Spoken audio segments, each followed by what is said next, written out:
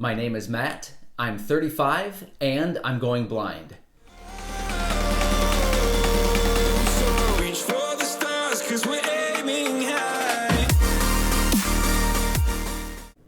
I was born with a genetic mutation to my circle gene, which ultimately resulted in the diagnosis of retinitis pigmentosa at the age of 15. Prior to the diagnosis, we didn't know what was going on with my vision, but we knew that something was wrong. I eventually was referred to a retina specialist who ran a series of tests and examinations and, like I said, ultimately came up with the diagnosis of retinitis pigmentosa, which was actually on my 15th birthday.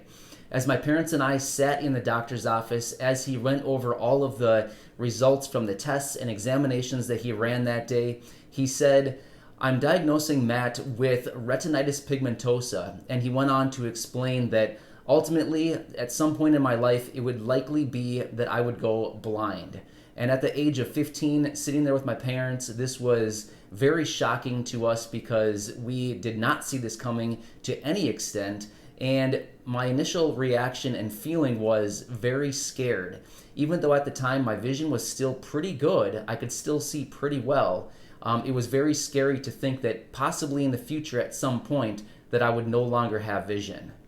Fast forwarding from the age of 15 to 25, over that 10-year period, my vision did change, but it didn't change a whole lot. My vision was pretty good still at the age of 25. And how I can explain my vision from that 10-year period would be, I would say it's like a foggy curtain coming in from the sides. So typically how it is with retinitis pigmentosa, a lot of patients experience peripheral vision loss. So like our periphery is, we lose our peripheral vision first and we maintain our central vision in most cases, and that's what we lose last. So like I said, it's more like a foggy curtain coming in, moving in from the sides. Not only the sides, but also the top and bottom coming in closer and closer, making the central vision more narrow as we progress through life. So explaining this foggy curtain a little bit further, I would say it's like driving through a really thick, dense fog. So during the day, if you've ever experienced this, driving through a really dense fog, you can't see anything. All you can really see is that it's very bright outside. Maybe it's sunny, maybe it's early in the morning, and you can just see like, wow, the sky is really bright. Maybe off in the distance, you can see like a really crude outline of maybe something dark against the skyline. You're not sure what it is. Maybe it's a building. Maybe it's like a semi that you're passing by. Maybe it's a tree line. You don't know what it is. You can't identify it. You can just see that there's a break in the skyline with something dark below and bright above. That's basically what I can see. I can't identify what different items are or what I'm seeing outside. I can just see that there's a break against the skyline. Something really dark down below, something bright up above being the sky, and that's how I determine, that there's something there, but I can't exactly figure out what it is because my vision doesn't have that definition. Explaining my vision at night. How is it at night? Well, I would say it's the exact same thing. It's still looking through that really thick, dense fog.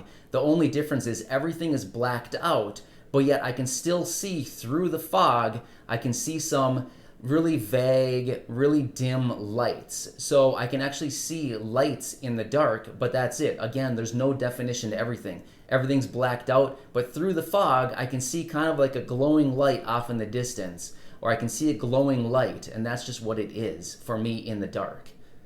Fast forwarding from the age of 25 to present, which is I'm 35 right now, my vision declined rapidly throughout this 10-year period. I would say around the age 27 to 28 is when my vision started to get really bad really fast.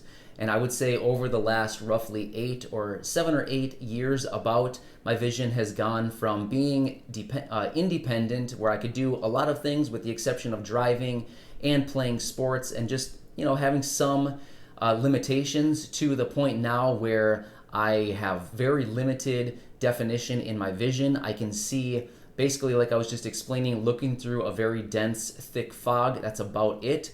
I cannot recognize faces anymore. I try to look at people and try to make eye contact, but I typically find myself looking off to the side often because I never know if I'm making eye contact or not, and I always want to break that pattern because if I'm staring at a person's forehead or their neck, that kind of gets awkward fast. So I like to always constantly be looking off to the side, doing things like that because I'm afraid that I'm not actually making eye contact.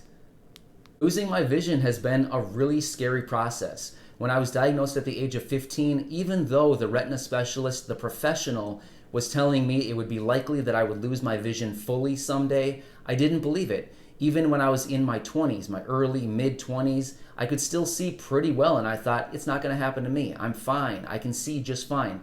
I don't need to go through ambulation training because why? I don't need it at this point. Well, here I am at the age of 35, and I'm about to embark on ambulation training simply because I can't get around anymore without the help of a sighted guide.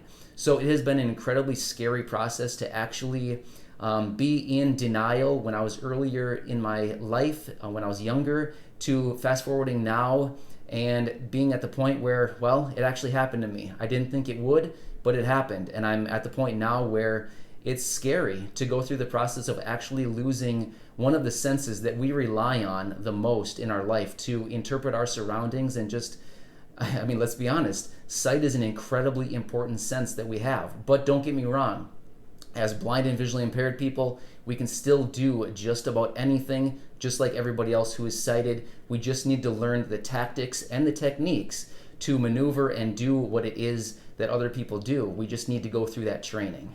Well, hey, I really hope you enjoyed this video. This was just a brief description describing my life and my experience with the process of going blind. So, hey, I really appreciate you being here. If you have any comments or questions related to retinitis pigmentosa or anything regarding blindness or low vision, I would love to hear from you down in the comments section. Otherwise, if you're new here, I'd love it if you subscribe. I really enjoy connecting with everybody on this channel, and I just do sincerely appreciate all of the continued support. So hey, today's shout out is going to go to a good friend here on the channel, Sean M. So hey Sean, thanks so much for being here. I really appreciate it, and I always love and really enjoy reading your comments. Hashtag flexed bicep. So hey, thanks Sean, and thanks to all of you for watching this video. I really appreciate it, and I'll catch you again on Thursday. See you again soon. You can't wait to see me